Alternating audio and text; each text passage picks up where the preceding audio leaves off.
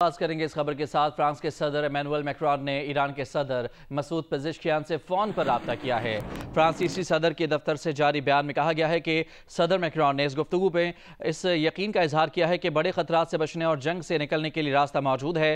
ایرانی صدر یورپ اور ایران کے درمیان بات چیت میں تیزی لائیں۔ فرانسیسی صدر کے دفتر سے جاری اعلامیہ میں کہا گیا ہے کہ صدر میکرون نے کہا کہ ایران کو تمام ضمانتیں دینی ہوں گی کہ اس کا جوہری پروگرام پرامن تھا اور ایران جوہری ہتھیار حاصل نہیں کرے گا۔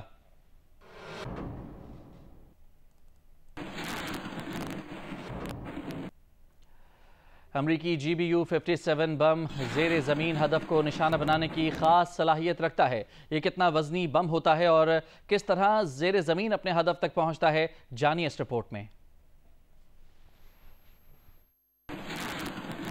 امریکی GBU-57 بنکر کانکریٹ میں 60 میٹر تک کیسے مار کرتا ہے؟ دیکھنے میں تو یہ ایک معمول کا بم دکھائی دیتا ہے، لیکن 13.5 ٹن سے زیادہ وزنی یہ بم انڈر گراؤنڈ قلعوں کو تباہ کر سکتا ہے۔ جب ایک B-2 اسٹیلتھ بامبر اسے 30,000 میٹر کی بلندی سے ڈراپ کرتا ہے تو یہ تیزی سے زمین کی طرف آتا ہے، گراؤنڈ کو ہٹ کرتا ہے اور کانکریٹ کو ٹکڑے ٹکڑے کر دیتا ہے۔ اس کا وار ہیڈ ایک معمول کا میٹل ہے۔ اس کا اسٹیل الوائے ہیٹ اور پریشر کے سامنے مزاحمت کرتا ہے اور اسے ٹھوس اسٹیل کی حالت میں برقرار رکھتا ہے اور یقینی بناتا ہے کہ ٹکراؤ کے وقت یہ اپنی مکمل قوت کے ساتھ موجود رہے۔ اس کی ایڈجسٹیبل ٹیل اس ٹھیک نشانے پر پہنچنے میں مدد دیتی ہے جس کا پہلے ہی ماہرانہ کیلکولیشن سے اندازہ لگایا گیا ہوتا ہے، لیکن اس کی حقیقی طاقت اس کے اندر ہوتی ہے۔ یہ فوری دھماکہ نہیں کرتا، یہ ہدف کی گہرائی تک جاتا ہے، اس کے بعد دھماکے سے پھٹتا ہے۔ اس کا عمل کچھ یوں ہوتا ہے کہ یہ پہلے ڈرل کرتا ہے، مواد کو گہرائی تک لے کر جاتا ہے، پھر اپنے ہدف تک پہنچ کر پھٹتا ہے۔ برطانوی اخبار ٹیلی گراف کے مطابق امریکہ نے اپنے B-2 اسٹیلتھ طیارے امریکہ سے منتقل کر دیے ہیں اور ان کا رخ امریکہ سے مغرب کی جانب ہے۔ اخبار کے مطابق امریکہ ایران پر حملہ کرنے کا سوچ رہا ہے۔ اخبار کے مطابق امریکی ریاست میزوری کے ایئر فورس بیس سے 4 جنگی جہاز ہفتے کی صبح اڑے۔ ان کے ساتھ ریفیولنگ کے لیے 4 ٹینکر بھی موجود تھے۔ یہ بظاہر جنگی جہاز مغرب کی سمت بحر الکاہل میں امریکی نیول بیس گودام کی سمت جا رہے تھے، گوام کی جانب جا رہے تھے۔ وہاں سے یہ جنگی جہاز جزائر چاگوس میں ڈیگو گارشیا ایئر بیس جا سکتے ہیں جہاں سے ایران پر حملہ کیا جا سکتا ہے۔ B-2 بمبار وہ واحد جنگی جہاز ہے جو 30,000 پاؤنڈ کا بنکر بسٹر بم گرا سکتا ہے۔ یہ بم ایران کی زیر زمین ایٹمی تنصیبات فردوں پر حملے کے لیے استعمال کیا جا سکتا ہے۔ فردوں میں افزودگی کا مرکز ایک پہاڑ کے اندر 300 فٹ گہرائی میں واقع ہے۔ ایران میں نتنز اور اصفہان کی ایٹمی تنصیبات پر اسرائیل حملے کر چکا ہے۔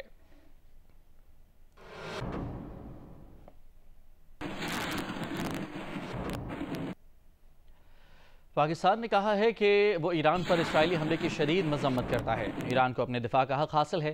اسرائیلی جارحیت پورے خطے کے امن کے لیے خطرہ ہے۔ نائب وزیر اعظم اور وزیر خارجہ اسحاق ڈار نے استنبول میں OIC وزرائے خارجہ کونسل کے اجلاس سے خطاب کرتے ہوئے کہا کہ اسرائیل کے فلسطین میں جاری مظالم ناقابل قبول ہیں۔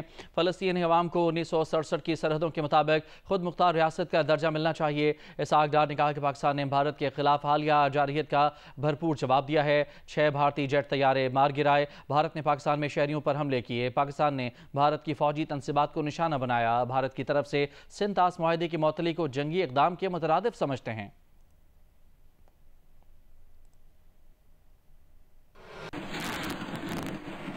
ترکی کے شہر استنبول میں OIC اجلاس کی سائیڈ لائنز پر نائب وزیر اعظم اسحاق ڈار، فیلڈ مارشل عاصم منیر کی ترک صدر رجب طیب ایردوان سے ملاقات ہوئی۔ دفتر خارجہ کے مطابق ملاقات میں ترک صدر کو وزیر اعظم شہباز شریف کا نیک تمناؤں کا پیغام پہنچایا گیا۔ پاکستان اور ترکی کے درمیان برادرانہ تعلقات کو مزید وسعت دینے کے عزم کا اعادہ کیا گیا۔ ملاقات میں اسرائیلی حملوں کی شدید مذمت کی گئی۔ کہا گیا کہ ایران پر اسرائیلی حملے عالمی قوانین کی کھلی خلاف ورزی ہیں۔ فریقین نے ایران کی خود مختاری اور علاقائی سالمیت کی حمایت کی، ایران کے دفاع کے حق کو تسلیم کیا اور کشیدگی کم کرنے کے لیے سفارتی کوششیں جاری رکھنے پر اتفاق کیا گیا۔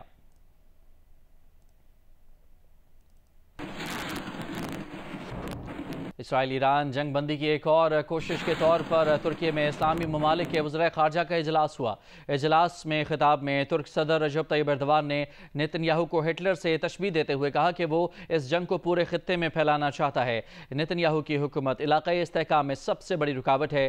اسرائیلی اقدامات بے لگام، جارحانہ اور غیر قانونی ہیں۔ مسئلے کا حل سفارتکاری اور مذاکرات میں ہے۔ اسرائیل نے حملہ کر کے امریکہ اور ایران کے درمیان جوہری مذاکرات کو سبوتاژ کرنے کی کوشش کی۔ اسرائیل کا ایران پر حملہ واضح اشارہ ہے کہ وہ سفارتکاری نہیں چاہتا۔ مغربی طاقتیں اسرائیل کی حمایت کر رہی ہیں۔ ہم سب نے مل کر دنیا کو پیغام دینا ہے کہ ہم امن کے دائی ہیں۔ اجلاس سے خطاب میں OIC کے سیکرٹری جنرل حسین ابراہیم طاہا نے کہا کہ ایران اور غزہ پر اسرائیلی جارحیت ناقابل قبول ہے۔ اجلاس میں ایرانی وزیر خارجہ عباس عراقچی سمیت مختلف ملکوں کے 40 سے زائد نمائندے موجود ہیں۔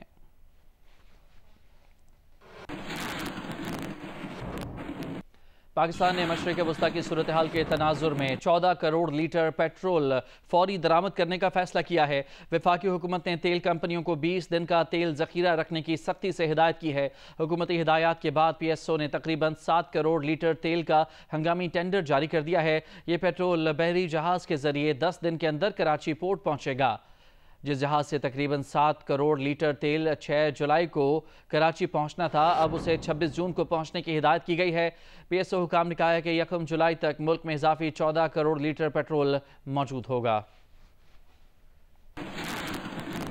FIH نیشنز کپ میں پاکستان کی دوسری position. Green shirts New Zealand کے خلاف فائنل میں ہمت ہار گئے، 6-2 سے شکست ہو گئی۔ نیوزی لینڈ کی ٹیم اعزاز کے دفاع میں کامیاب رہی۔ مودی حکومت کی ہٹ دھرمی برقرار، سنتاس معاہدہ بحال نہ کرنے کا اعلان کر دیا۔ پاکستان کا پانی راجستھان منتقل کرنے کا منصوبہ بنا لیا۔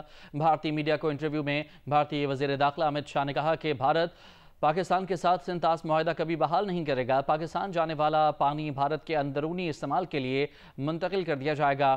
امت شاہ نے ہٹ دھرمی کا مظاہرہ کرتے ہوئے کہا کہ سنتاس معاہدہ کبھی بحال نہیں ہوگا۔ وہ پانی جو پاکستان جا رہا ہے ایک نہر بنا کر راجستھان لے جائیں گے۔ پاکستان کو وہ پانی نہیں ملے گا جس پر اس کا کوئی حق نہیں۔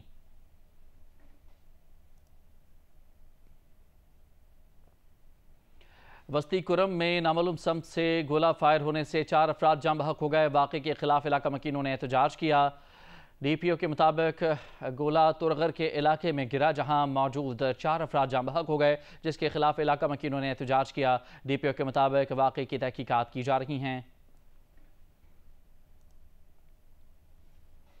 جنیوا میں ایرانی وزیر خارجہ کی یورپی رہنماؤں سے ملاقات پر ایرانی اعلیٰ عہدیدار کا کہنا ہے کہ ایرانی جوہری پروگرام پر جنیوا میں یورپی ممالک کی دی گئی تجاویز غیر حقیقی ہیں۔ ایرانی جوہری پروگرام پر یورپی ممالک سے ہونے والی گفتگو کسی معاہدے کے نزدیک نہیں لائے گی۔ برطانوی خبر ایجنسی سے گفتگو میں ایرانی عہدیدار نے کہا کہ جوہری افزودگی ختم کرنے کا مطالبہ ایک ڈیڈ اینڈ ہے۔ ایران اپنی دفاعی صلاحیتوں اور میزائل پروگرام پر بات نہیں کرے گا۔ جنیوا ملاقات میں دی گئی تجاویز کا جائزہ لے کر اگلی ملاقات میں جواب دیا جائے گا۔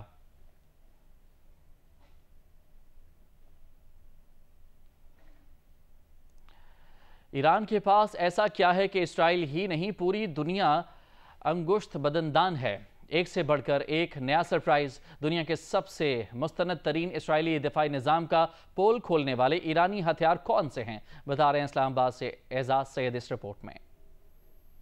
اسرائیل کا سب سے مضبوط اور بڑا دفاعی نظام ہے چڑیا بھی پر نہیں مار سکتی، چونٹی بھی حرکت کرے گی تو پکڑی جائے گی، کوئی آفت اسرائیل پر نہیں گر سکتی۔ یہ دعوے ہی نہیں کیے جاتے تھے بلکہ اسرائیل نے پوری دنیا پر اس دفاعی نظام کی دھاک بٹھا رکھی تھی۔ اس 3 ٹیئر دفاعی سسٹم میں شامل ہے اسرائیل کا اپنا تیار کردہ آئرن ڈوم، ڈیوڈ سلنگ اور ایرو 234۔ اس کے علاوہ امریکی دفاعی سسٹم تھارڈ بھی ہے، مگر دفاع ناقابل تسخیر ہونے کے یہ خدائی دعوے دھرے کے دھرے رہ گئے۔ ایران نے 1 ہفتے کی جنگ میں ہی آئرن ڈوم سمیت اسرائیلی دفاعی نظام کے ڈھول کا پول کھول دیا۔ یہ سب ہوا ایران کے نت نئے میزائلز کے باعث۔ ایران کے میزائلز ذخیرے میں ایسے 7 بڑے میزائل شامل ہیں جو اسرائیل کے کسی بھی حصے کو نشانہ بنانے کی صلاحیت رکھتے ہیں۔ سب سے پہلے ان میں شامل ہیں جدید فتح 1 اور 2 میزائل، جنہیں ایران نے حال ہی میں ہائپر سونک میزائل کے طور پر متعارف کرایا ہے۔ ان کی اسرائیل میں کی گئی تباہی پوری دنیا نے دیکھی۔ تقریباً 1400 کلومیٹر تک مار کرنے والے یہ میزائل انتہائی تیز رفتاری اور منوربل وار ہیڈ کے باعث انہیں روکنا مشکل ہے۔ دوسرے نمبر پر खैबर शिकन मिसाइल है। ये भी एक दरमियाने फासले का बैलिस्टिक मिसाइल है, तकरीबन 1450 किलोमीटर की रेंज के साथ अपने टर्मिनल मरहले में तेज रफ्तार मोड़ लेने की सलाहियत रखता है और इसी सलाहियत के बायस दुनिया के जदीद तरीन दिफाई निजाम को भी धोखा दे सकता है। तीसरे नंबर पर ठोस ईंधन वाले हाज, कासिम और बसीर बैलिस्टिक मिसाइल है। इनकी रेंज 1200 से 1400 किलोमीटर तक है और वो भी हदफ को ठीक ठीक निशाना बनाने की सलाहियत के साथ। चौथे नंबर पर सजील मिसाइल है, जो 2 स्टेज पर मुश्तमिल है और ठोस ईंधन से चलने वाला। रेंज है तकरीबन 2000 किलोमीटर। ये ईरान के सबसे दूर मार करने वाले मिसाइलों में से इंतहाई मुनफरिद है। पांचवें नंबर पर शहाब 3, गादर 110 और खुरम शहर सीरीज के मिसाइल हैं। रेंज है 1300 से 2000 किलोमीटर और ये मिसाइल भारी वारहेड्स ले जाने की सलाहियत रखते हैं। छठे नंबर पर ईरान के क्रूज मिसाइल हैं, पावा और हवेजा। रेंज तकरीबन 1650 किलोमीटर तक। ये जमीन के करीब प्रवास करते हैं, जिसके बायस इनका जदीद तरीन रेडार पर नजर आना और रोकना मुश्किल होता है। सातवें नंबर पर क्लस्टर वारहेड वाले बैलिस्टिक ईरानी मिसाइल हैं। ये दुश्मन के बहुत बड़े इलाके को ज्यादा से ज्यादा नुकसान पहुंचाते हैं। जेली बारूद का इस्तेमाल इसकी खासूसियत है, जिससे इंसानी और अस्करी अहदाफ यकसा मुतासर होते हैं। ईरान के इन जदीद और मुहलिक मिसाइलों ने इसराइल के लिए स्ट्रेटेजिक खतरात में इजाफा कर दिया है। ईरान के ये हमले न सिर्फ इसराइल के मौजूदा दिफाई निजाम के लिए बड़ा इम्तिहान है, बल्कि मुस्तकबिल के लिए भी एक चैलेंज। एजाज सैयद, जियो न्यूज़, इस्लामाबाद। गजा पर इसराइल के वहशियाना हमले जारी हैं। गुज़िश्ता 48 घंटों में इसराइली बमबारी से मजीद 200 से ज़्यादा फ़लस्तीनी शहीद। 20 माह से ज़ायद अरसे से जारी इसराइली हमलों में शोहदा की तादाद 56,000 तक पहुँच गई। गजा में इंटरनेट और लैंडलाइन सर्विसेज मुअत्तल। इसराइली हमलों के बायस बहाली की कोशिशें ताख़ीर का शिकार। अमरीकी सदर डोनाल्ड ट्रंप की जानिब से पाक भारत जंग रुकवाने का 14 बार क्रेडिट ले चुके हैं। लगता है कि उन्होंने मोदी और गोदी मीडिया की चिढ़ ही बना ली है। हद ये हुई है कि भारतीय वज़ीर आज़म नरेंद्र मोदी ने उन्हें फ़ोन कॉल करके गोदी मीडिया को बताया कि उन्होंने ट्रंप को जता दिया है कि पाकिस्तान से जंग ख़त्म करने में ट्रंप का कोई किरदार नहीं, मगर ट्रंप ने इस के फौरी बाद दोबारा कहा कि जंग उन्होंने ही ख़त्म कराई है। अब उन्होंने पाकिस्तान के आर्मी चीफ से मुलाकात की और कहा कि आई लव पाकिस्तान, तो गोदी मीडिया का सब्र जवाब दे गया। गोदी मीडिया के कमांडर अर्नब गोस्वामी ने ट्रंप पर इल्ज़ाम लगाया है कि ट्रंप ने पाकिस्तान से क्रिप्टो रिश्वत हासिल की है।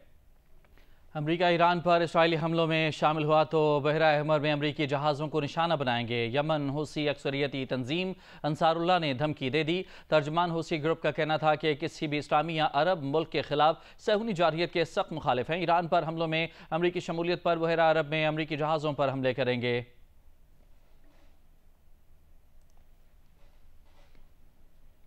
गजा और ईरान पर इसराइली जारहियत के खिलाफ अमरीका और यूरोपीय ममालिक में एहतजाजी मुजाहिरे शुरू हो गए। अमरीकी शहर सैन फ्रांसिस्को में मुजाहिरीन ने वफाकी इमारत के सामने मुजाहिरा किया और हुकूमत से ईरान पर इसराइली हमले फौरी रुकवाने का मुतालबा किया।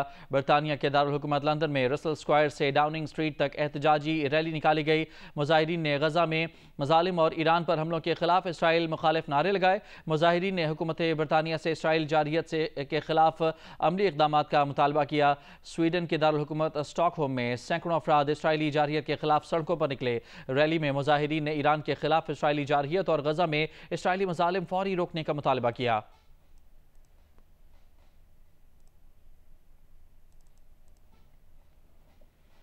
साबिक अमरीकी सदर बिल क्लिंटन का कहना है कि नेतन्याहू बरसों से ईरान से जंग चाहते थे, क्योंकि वो समझते हैं कि इस तरह वो हमेशा इख्तिदार में रह सकते हैं। अमरीकी मीडिया को इंटरव्यू देते हुए उन्होंने कहा कि नेतन्याहू की हुकूमत का फ़लस्तीनी रियासत के क़याम का कोई इरादा नहीं, मगर अमरीका को ख़ित्ते में कशीदगी में कमी की कोशिश करनी चाहिए। साबिक अमरीकी सदर ने ईरान जौहरी तनाज़े के हल के लिए जंग की बजाय मुज़ाकरात पर जोर दिया। वज़ीर ख़जाना मोहम्मद औरंगज़ेब ने बताया है कि सोलर पैनल्स के इंपोर्ट पर टैक्स की शरह 18% से कम करके 10% कर दी गई है। सेनेट में बजट पर बहस समेटते हुए वज़ीर ख़जाना ने कहा कि सोलर एनर्जी के 40% पुर्ज़ों के इंपोर्ट पर टैक्स आयद किया गया है, जिसकी वजह से सोलर पैनल्स की कीमतों में सिर्फ 4.5% इजाफा होगा। तनख्वाहदारों की मुश्किलात का एहसास और महसूलात में बड़ा हिस्सा डालने का अलामती एतराफ़ करते हुए 50,000 रुपये से 1 लाख रुपये माहाना तनख्वाह वालों की इनकम टैक्स की शरह 2.5% से कम करके 1% कर दी गई है। इस्लामाबाद में शदीद गर्मी की लहर ने शहरियों को परेशान कर दिया है। दर्जा हरारत 45 डिग्री सेंटीग्रेड तक जा रहा है। ऐसे में गर्मी भगाने के लिए शहरियों ने स्विमिंग पूल्स का रुख कर लिया। जानते हैं खलीक अहमद से। गर्मी अरूज पर है। बरसात से पहले ही ऐसा मौसम है कि पसीना रुकने का नाम नहीं ले रहा। इस्लामाबाद के शहरियों ने गर्मी का तोड़ ढूंढा है स्विमिंग पूल्स का रुख करके। ठंडे ठंडे पानी के मजे ही अलग हैं।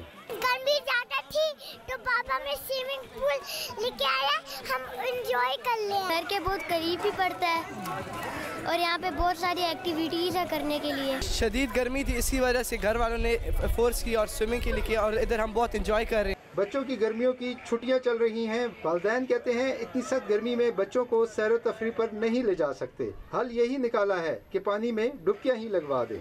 जिस तरह की गर्मी पड़ रही है ना, इसमें अपने आप को थोड़ा सा सुकून देने के लिए और एंजॉय करने के लिए हमने आज स्विमिंग पूल का विज़िट किया है। बच्चे आ रहे हैं, एंजॉय कर रहे हैं। इसके अलावा हम ट्रेनिंग्स भी करवा रहे हैं, समर कैंप्स हमारे चल रहे हैं, तो एक अच्छा एनवायरनमेंट देने की हमने कोशिश की। एंजॉय करने आए हैं और यहाँ का माहौल बहुत ही अच्छा है। परेशानी सिर्फ गर्म मौसम की नहीं, मौसमियाती तब्दीली ने बहुत बिगाड़ पैदा किया है। धूप में शिद्दत भी है और हबस भी। शदीद गर्मी में शहरियों के लिए स्विमिंग पूल किसी नेमत से कम नहीं। शहरियों का कहना है कि यहाँ आकर गर्मी से कुछ निजात मिली है। कैमरामैन शहजाद रफ़ीक के साथ खलीक अहमद, जियो न्यूज़, इस्लामाबाद।